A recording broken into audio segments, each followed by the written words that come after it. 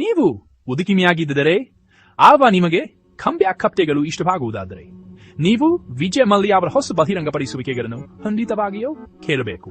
9 ವರ್ಷಗಳ ಕಾಲ್ಮಾಧ್ಯಮಗಳಿಂದ ದೂರವಿದ ನಂತರ ವಿಜಯ್ ಮಲ್ಯ ಅವರು ರಾಜ್ ಶಮಾನಿ ಅವರ ಪಾಡ್ಕಾಸ್ಟ್ನಲ್ಲಿ 4 ಗಂಟೆಗಳ ಕಾಲ್ ಮಾತನಾಡಿದ್ದಾರೆ. ಬ್ರೇಕ್ ಟೈಮ್ ಸ್ವಂತ ಅದರಲ್ಲಿ ಹೊರಬಂದ ವಿಷಯಗಳು ಹೇಗಿವೆ.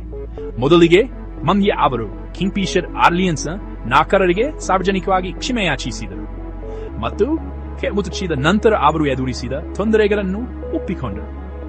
ಅವರು ಅವರ ತೊಂದರೆಗಳ ಜವಾಬ್ದಾರಿಯನ್ನು ತೆಗೆದುಕೊಂಡರು. ಇದರ ನಂತರ ಅವರು ಬ್ಯಾಂಕ್ಗಳು 9,000 ಕೋಟಿ ರೂಪಾಯಿಗಳಿಗಿಂತ ಹೆಚ್ಚು ವಂಚನೆ ಮಾಡಿದ್ದನ್ನು ಸ್ಪಷ್ಟವಾಗಿ ನಿರಾಕರಿಸಿದರು.